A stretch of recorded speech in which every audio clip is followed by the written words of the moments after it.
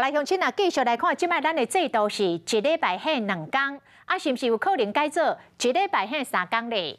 讲欧美国家有部分的企业，因为一礼拜限3天，结果是意外互公司的收益来增加，员工的疲劳感甲压力嘛拢落降。 所以台湾岛民众来发起着提议，要互台湾将做亚洲头一个一礼拜限3天的国家。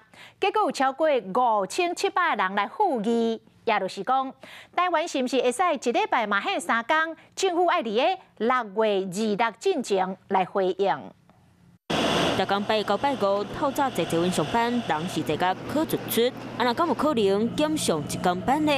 民众伫咧公共政策平台提案，互台湾将这是亚洲头一个一礼拜休3天的国家，已经超过5000人同意。政府嘛必须伫咧6月26进前做回应。现在就周休3日，多了很多的自己的时间，然后就是心情也都比较愉悦，睡得比较饱。小孩子读幼稚园啊，当然是有周休2日、3日是最好。逐礼拜会当加休一天假，互真侪民众拢大声发赞。这个制度伫咧英国、比利时、澳洲国家拢试办过，亲像英国2022年的试验计划，有60间公司参加，结果发现一礼拜休3天，是头路的人降价57%，帮助企业留人才，同时营收嘛成长35%。普遍看到做工过效率，颠倒是比本来更加好。 身心灵适当的休息，对于工作效率上面确实是有正面的成长。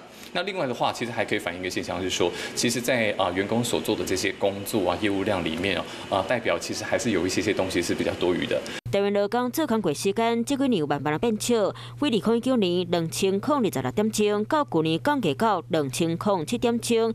做工过时间无讲降真济，嘛比附近的日本、韩国国家做更加久。代表工商界业者上总嘛认为，无共款的产业做工过方式无共款，若是一礼拜要休3天，恐惊影响得真大。我在欧洲的时候，晚上7点是没有店家在开的。台湾这边晚上就是下班都是跑去逛商场啊，所以这个文化背景不太一样。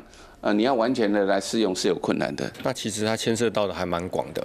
包括军公教，不是只有劳工，各个部会应该会来做协力，一起来做回应。做工过时间变少，劳工拢真欢喜。不过企业界态度真保守，头家心得要如何达成共识，嘛是台湾劳工权益的慢登路。